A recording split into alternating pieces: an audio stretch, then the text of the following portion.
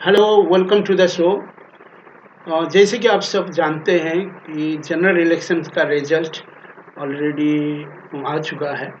उसमें एनडीए को 292, India alliance को 134, अदर्स को 17 सीट्स मिला है। ये जो इतना बड़ा इलेक्शन जो था, ये भी काफ़ी टाइम लिया है, करीबन 80 दिन, 80 डेज। इसमें एक प्लस पॉइंट भी है, कुछ नेगेटिव पॉइंट भी रही है इसमें। सबसे ये तो है कि जो 80 डेज का जो शेड्यूल है 7 फेजेस में, ये प्रॉब्लम क्रिएट करता है, क्योंकि जो लोग हैं, जो इलेक्टोरेट है, वो ये सब चीज़ में 80 दिन तक ये फंसे रहते हैं उसमें। मतलब हर दिन वही इलेक्शन इलेक्शन इलेक्शन चलता रहता है। एंड पॉलिटिकल पार्टी वो सोचते हैं कि हम पूरा 80 दिन की, 1 महीने तक चल रहा है इलेक्शन, तो हम उसको प्रचार करते रहे। लेकिन प्रचार में इस तरह से मेरे हिसाब से फ़ायदा नहीं होता है। मुद्दे के साथ बात करना चाहिए, कि इनको प्रेजेंटेशन करना चाहिए था। लेकिन सब प्रेजेंटेशन उनके साइड में, सपोज एनडीए साइड में, बस कांग्रेस ने ये नहीं किया, वो किया, वो किया, लेकिन आपने क्या किया कुछ बताया नहीं। एंड देखिए, अपोजिशन के पास तो कुछ था नहीं बोलने के लिए, लेकिन अपोजिशन भी जाके उसी हिसाब से गिनती करा दिया कि हम 1 लाख देंगे लेडीज़ को, कि इसको ये करेंगे, हम ये देंगे, वो देंगे, इस तरह से चीज़ें सब चीज़ें। लेकिन एक प्रॉपर तरीके का जो प्लान करके, एक जो लोगों को कन्विंस करके 5 साल में क्या करना है, क्या किए हैं, जो प्रेजेंट डिस्पेंसेशन में है वो क्या किए हैं। क्या हमने इतना एम्प्लॉयमेंट दिया है, इन्फ्लेशन इसीलिए बढ़ रहा है कि रेट, जो लोगों का प्रॉब्लम ये है कि हमने इतना रास्ता बनाया है कृषि का, एग्रीकल्चर का क्या होगा, कि एमएसपी कैसे हम देंगे, क्या करेंगे, कि इस तरह से क्या बना हुआ है, कि कमेटी बना हुआ कुछ कर रहे हैं, कोई रोड मैप नहीं है। उसी तरह से ऑपोजिशन है, they wanted to just to win the elections over various schemes. they started counted कि हम ये करेंगे, वो करेंगे। तो ये सब चीज़ें बाहर कंट्री में जो लोग बैठते हैं, उनका फीडबैक बड़ा खराब आता है। लेकिन हम तो यहाँ बोलते हैं कि भाई हमारा लार्जेस्ट डेमोक्रेसी, लेकिन डेमोक्रेसी का जो डांस है वो भी तो देखो क्या हो रहा है, किस तरह से हो रहा है। एनीवे, लेकिन आ, आ, किसी पार्टी को, सिंगल लार्जेस्ट पार्टी बीजेपी उभर के आया है, लेकिन उनके पास भी मेजोरिटी के लिए अ, संख्या नहीं है। 272 जो मैजिक फिगर है, ये उनका अलायंस के साथ है। लेकिन जो अलायंस दोनों है, जो बड़े सीट, ज़्यादा सीट रखते हैं, चंद्रबाबू नायडू 16 और नीतीश कुमार जो 12 है उनके पास, वो भी उसी तरह के हैं, किसी टाइम में वो शिफ्ट कर सकते हैं।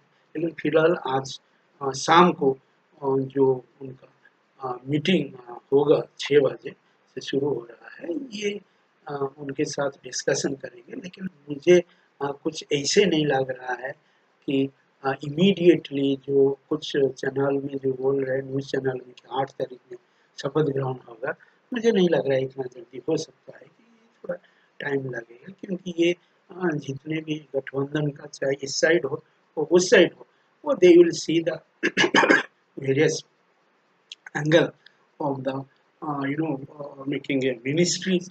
और मिस्टर प्राइम मिनिस्टर के लिए सबसे दिक्कत होगा कि ये अभी तक ये कोalition गवर्नमेंट कभी रन नहीं किए हैं, चाहे गुजरात में एज ए चीफ मिनिस्टर हो, कि यहाँ पर एज ए प्राइम मिनिस्टर हो। तो उनके लिए कैसे एक नया सिस्टम को सेट करेंगे to run with the sorry with the alliance, ये चीज़। लेकिन बीजेपी का जो खराब परफॉर्मेंस है, वो देखिए, जैसे कि बंगाल में, वेस्ट बंगाल में सब सोच रहे थे कि इट विल बी अराउंड 20-25, लेकिन उसमें क्या हुआ कि 11 सीट्स। इसी तरह से देखिए, 2-4 स्टेट बता रहा हूँ, तो 42 सीट है। ऐसे तमिलनाडु में 39 सीट्स है, लेकिन उनके पास एक भी सीट नहीं। तो बिहार में उनके पास ठीक रहा, जो 30 सीट्स मिला है उनका अलायंस के साथ।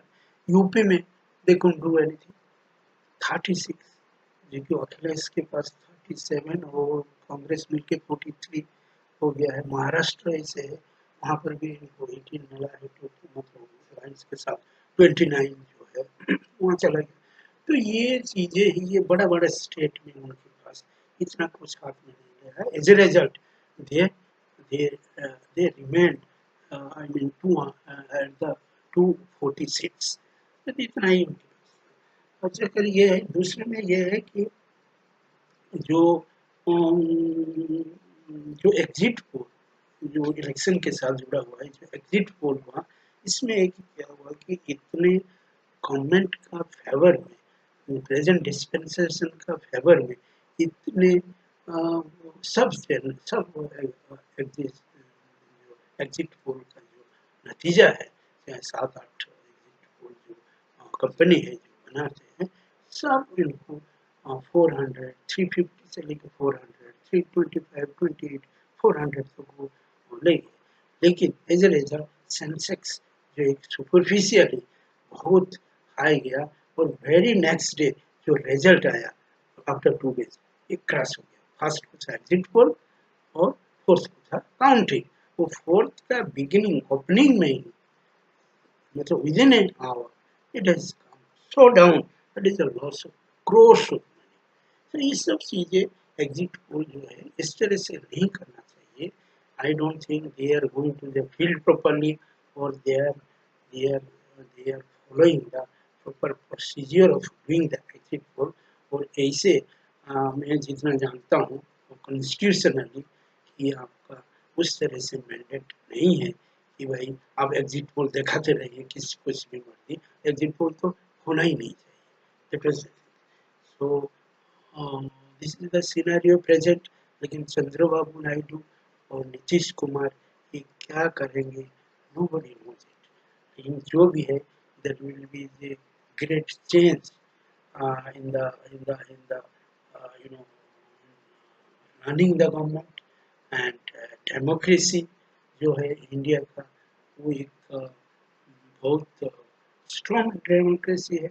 और लोग जरूर इसका जो भी है, जो it was not a very educated country, but democracy when it comes to the voting rights and choosing the leaders, उसमें वो काफी माहिर है, क्योंकि ये बड़े बड़े लोगों को ये लोग उल्टा कर देते हैं। एंड जो आप देखिए प्राइम मिनिस्टर्स का कॉन्स्टिट्यूंसी में प्राइम मिनिस्टर्स सिर्फ 1,50,000 में जीते हैं। जस्ट इमेजिन, इतना पॉपुलैरिटी इनका है। लेकिन यही होता है, this the democracy in goes on. So let's wait for 2 to 3 days, but I am in doubt कि इतना जल्दी स्वर्णिम सेरेमनी 8 तारीख को नहीं हो पाएगा, मुझे लग रहा है 2-3 दिन और भी आगे लग सकता है। लेकिन India alliance also trying their best to come to the power. So let's hope for the best. Thank you so very much.